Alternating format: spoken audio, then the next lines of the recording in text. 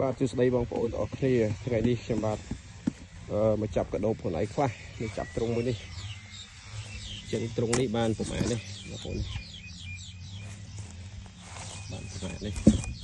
ស្ដែងរែងពង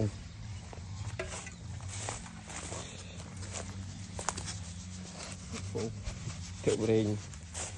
នេះទៅដាក់ពងនេះបានរៀងធ្វើដែរ